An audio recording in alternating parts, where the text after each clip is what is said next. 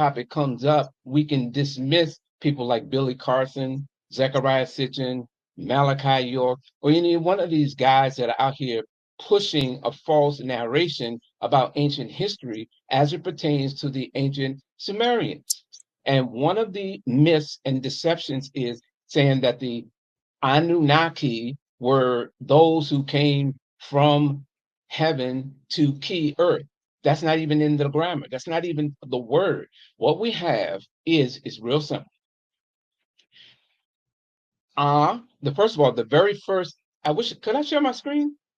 Is that possible? Rod Hayes, is it cool or what? Because this is your day-to-day, brother. I'm liking what he's dropping down, so I'm with it. Yes, go ahead, brother. You can share. Hey, you know what, brother? Can you put your number in the back and I could give you your own show?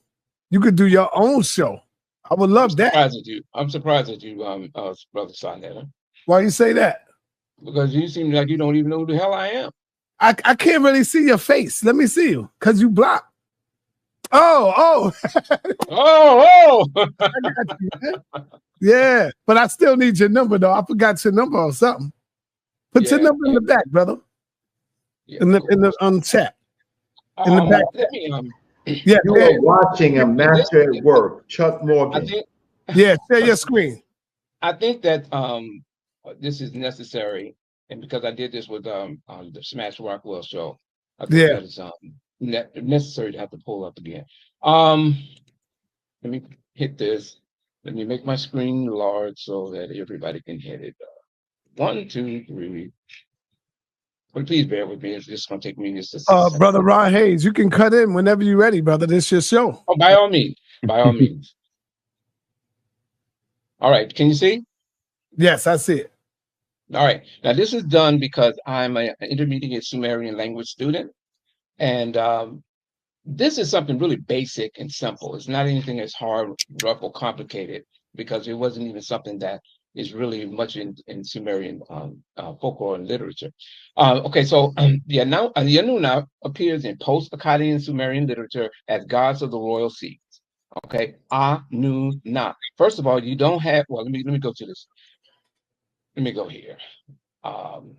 You'll never read. Well, first of all, right here, if you look, this first cuneiform character here is referred to as a dingir. Dingir.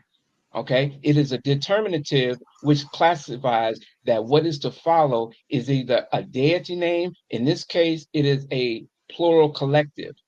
So this would be the first word, because you do not pronounce this character here as a determinative. So the next character is in Sumerian A.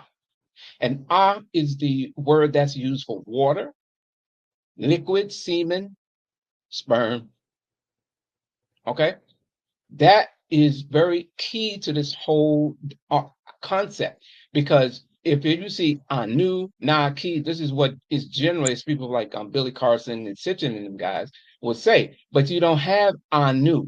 Anu, number one, is an Akkadian term that was innovated when they started to utilize the Sumerian language, parts, bits and pieces of it. But the Sumerians refer to him as An. So this is just letting you know, the reader, that is the word to follow, and that is talking about what is a liquid. The next word, well, let me point this out. You'll never read in the Sumerian inscription that these Anunnaki were sent from Anu to Ki. Zechariah Sitchin, as well as Billy Carson, falsely claimed that the Anunnaki meant from heaven to earth came. If it was saying that, it would be Anta Kalam She, from heaven came to earth. How do we know this? Because it's in the grammar. Is the Sumerian word for liquid. In Sumerian grammar, a single sign can represent three things. A word, as in the case of a house, A2. You have as a syllable, Ga'andu. Right here, this is not talking about Anu right here, number one. Okay, milk, an, and to build. That's not what it is. It's used as a syllable for pronunciation purposes, as well as a determinative, as in the case for the dead. See, here's the Dingir center here, and the name of the god that follows it is Enlil. Enlil. Okay, so although determinative appears before all deity names, Anuna is in reference to God. I don't know. But the point is, this is in the second one. You have Nun, which is this next. Sorry, that's an idiot outside. Brother. Anyway, you have Nun, which is the Say that again. Sumerian term for What you royalty. say? What you say, brother? I'm sorry. Say it again. What did you say? You said something? No, what I said was that No, you said I got you look somebody at, else, an idiot out there or something? yeah, there's somebody revving up their motorcycle. So, Okay. I thought you were saying but that was anyway, if you, yeah, so what I was saying was, if you look at Nuna, you'll see that the second word is Nun, and in Sumerian, it's used to identify something or person of royalty, and it's usually identified as priestly, which is gender neutral. So you have the liquid or sperm in this case, the seed, the royal seed, and you have Na. Now, this is where the study of the grammar comes in, because you have the genitive ending ak, which is the use how to use in Sumerian for of. All right. Hey, Now, hold on, brother. Yeah. I don't mean to interrupt you, but I would like for you to have your own show. I got to get Brother Rod back here. The people came to see. I'm sorry, but okay. In a nutshell, just let me say this last thing, and we can go from there. Is that Anuna has nothing to do in the linguistics of mentioning An by name. An is just not An or Anu is not mentioned. It's just letting the reader know that the names of the gods that are being spoken are of a specific. These are minor deities, by the way, because the first writing of this appears in Neo-Assyrian literature during the period of Gudea. And then it talks about these minor deities as opposed to Gudea's chief deity, who was Ngersu. But we can talk about that. But that is the main point I wanted to lay out, that it has nothing to do with from heaven to earth or Anu to Ki, because for the record, Ki doesn't even come up in the word itself. You don't have the Sumerian determinative Ki identifying a place, land, ground. It's not in the word. You will find it later on in Akkadian and Babylonian literature, but then there's a specific reason why it's there. So that's all I just wanted to make that point. Right. Thank you, Brother Chuck. Hey, Chuck, the offer's still there. I would love for you to come on and do your show on that. Let me get back to Rod real quick. Tell us about the Atlanteans, Rob, Brother Rod, and where did they go when Atlantis sunk? Where did the Atlanteans First of all, Atlantis was a global civilization network. It was a network of groups of civilizations all over the planet. It wasn't just one place. The city that they say sunk, they making reference to, was frozen under the ice in Antarctica. Mm-hmm. The main temples of the ancient period is in the Grand Canyon, where the Temple of Isis and the Temple of Tahuti is, where they found all those Egyptian artifacts the Smithsonian was trying to keep the public from being aware of. Right. So when we talk about Atlantis, well, first of all, we didn't call it Atlantis, it was called the Atlant. And it was in reference to all of the working civilizations of the world working together. That's where the Atlantis come about under Plato, right? Because he didn't call it Atlant, he called it Atlantis, and you say he got it from overhearing a conversation with some priests talking in the temples in Kemet, right? So when we talk about these ancient civilizations, we use in a modern lens for everything ancient. And all of the stuff that before us, if we take it literally, then we can be self-deceived in how we perceive the information. That's why I say I just read it like an energy. The brother mentioned about the Anunnaki and coming from Earth, from Anu to Earth, or from heaven to Earth they came, which is a common translation. You got to remember, in the early days of the discovery of the tablets, they didn't know how to translate them until they got Akkadian and Babylonian texts with the same cuneiform script, but it was using the Akkadian and Babylonian languages. And so they used that to reverse engineer the translation codex for the Sumerian tablets. This is why you have the bleeding of Akkadian terms and Babylonian terms into the Sumerian text, because this is how this is what they was using to translate. The translation now is a whole nother level, like the brother was just showing us, because now the language has become understood enough from the ones who've been studying it for 50, 60, 70 years that now they can translate it direct without using the bridge of the Akkadian and the Babylonian text, right? If you go around the world, you can see the Zulu. Zulu mean skywalkers, right?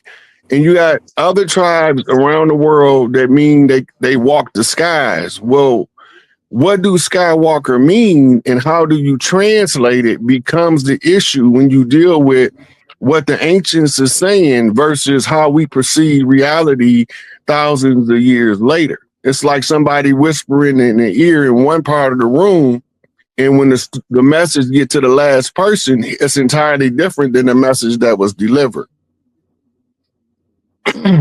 All right, from here on in, y'all, brothers and sisters, I need y'all to ask a question, not to come up and give your presentation. You are welcome to do a show. So when I let y'all in, I just would like for y'all to ask the brother a question. I already have the teacher here. No disrespect to nobody. No disrespect to nobody. This is Brother Rod's show, and I just want to bring y'all in to ask questions. Hold on, Apostle. I got you. And I want to get, you want to ask a question, Apostle? Huh? Okay, go ahead, Apostle. You can ask your question, brother. You do donate to me on the regular, so I gotta bow down to those who really show love and support. You know, Apostle, I wake up in the morning, I see a Cash App. Oh, Apostle, my brother. You know? Rod, ain't it true that in the Atlantic Ocean, they found underneath city walkways and cities in the deep of the ocean, of the Atlantic Ocean? Not just in the Atlantic, they found it in the well, I'm just saying the Atlantic. Yeah, they have found there, and also down in where we have the Bermuda Triangle, they got the Bimini Road, which is right. Then they got statuary under the ground. Then off Japan, they got giant temples under the ocean. So it's a lot of civilizations that's under the water. Right. Okay, I just wanted to make sure that you understood that. I just wanted to make sure you understood. So, yeah, based on what Plato was describing, I know he described the city of Atlantis with the concentric circles. Right. The circle. Right.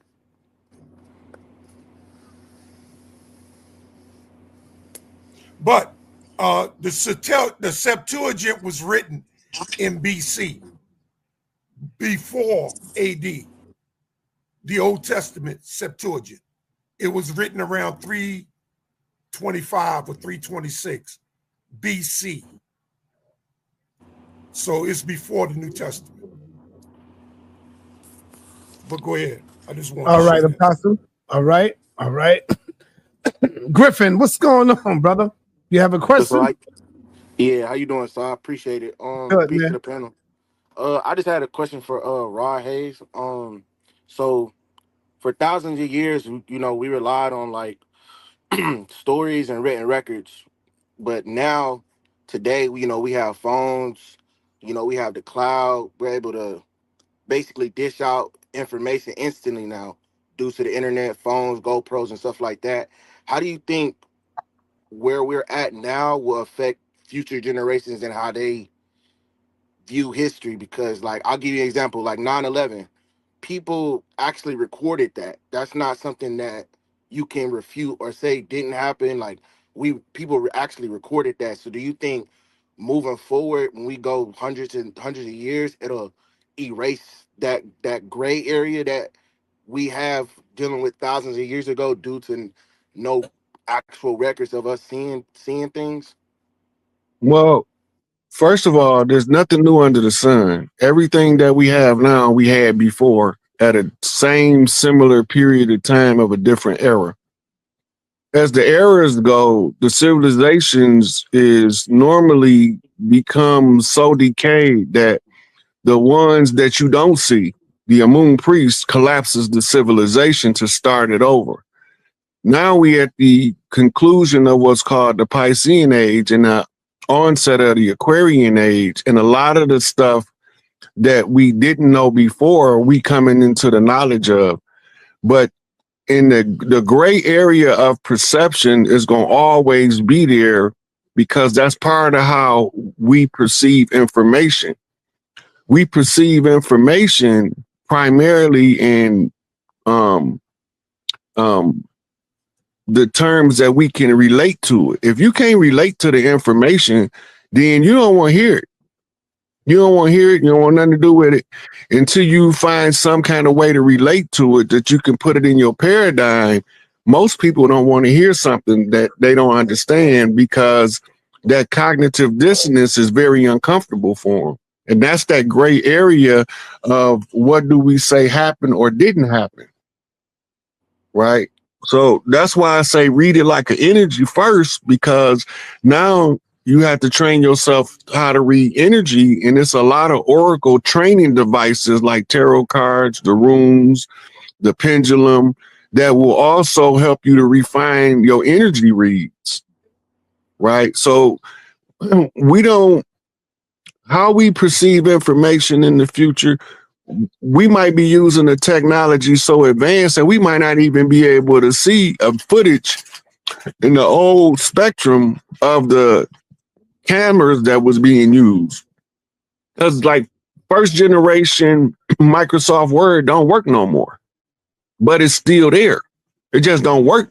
It don't work to the same way as the new Microsoft version.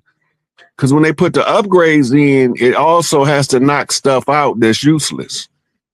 And as you do that, this is where your downsizing with advancements come from, because you get rid of what was useless and you hold on to what's useful as long as possible until it becomes useless. I mean, you used it up. Then you go on to the next piece of information. It's the same way with how we perceive when we understand an information. We only understand the information according to how we can relate to it. This is why a lot of people that's trying to teach us is using the Bible as the reference, because that's part of the paradigm that put us in the mental bondage. So if they used it to put us in, you have to use it like in there and dig around on the inside of the information in order to get out what you can use to salvage the people from the paradigm that they've been following for so long. And that's painful to a lot of people. All right. You good, Griffin? Yeah, I'm good. Thank you, Sai. Thank you for You're welcome, brother. having me up. Appreciate it, Rod. Thank you. Yeah, appreciate you, bro. Keon, if you want to ask a question, you got to turn on the camera. All right, let's go to our brother, Dr. Reggie. You on the call, brother? Okay, great. Hey, Raheez, we've spoken a few times. How you Oh doing? yeah, I know you is, brother. I know you is. All right.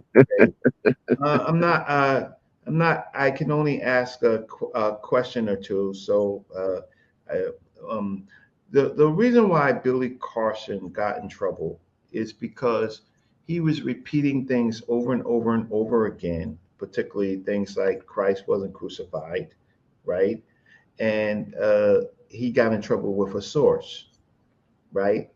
And listen, thanks for coming on this channel so we can vet exactly what you say. And I'm sure Sonetta has a bunch of questions so we could get specific. And we don't want one of those people like Huff coming on and ruining you, right? Or any of us, right?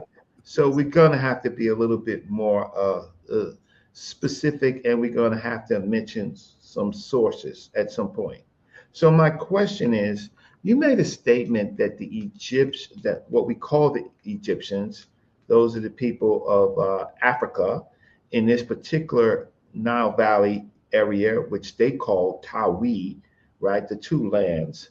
You made a correlation between those groups of people and the Sumer people, who we don't know a whole lot. We only know it through Babylonian and Akkadian sources. So my question, because I don't want to disturb anything, I want Sanetta to ask us questions, right? Hopefully he has good questions. But you have to tell me, right, since you brought in ancient Egypt, right? You're going to have to tell me that the ancient Egyptians or those people identify themselves with gods or with sacred animals, right? And is that similar at all to the paradigm out of Africa? Because in my research, they thought differently. They didn't talk about sky gods. They talked about natural elements in Africa, sacred animals or venerated animals in nature, things that they could see, hear, and feel, right? And it has no correlation, and there's no recorded evidence that they ever met the Sumerians or the people that followed until a much later period. So their thinking was already developed. So my question is, you're going to have to can you spend a few minutes and tell us what you believe the ancient people of Africa believed, and show me that it's the same that the people out of Africa that what they believed, and to make a correlation. So I'll stop and I'll listen. I won't interfere. I just want you to talk to me about Africa, which is the birthplace of humanity, right? So we have more than 100,000 years of what we call pre-civilization in Africa.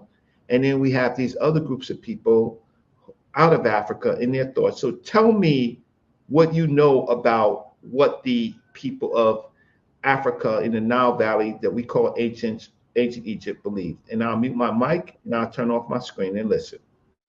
Well, first of all, the Egyptians' beliefs evolved over a long period of time, right?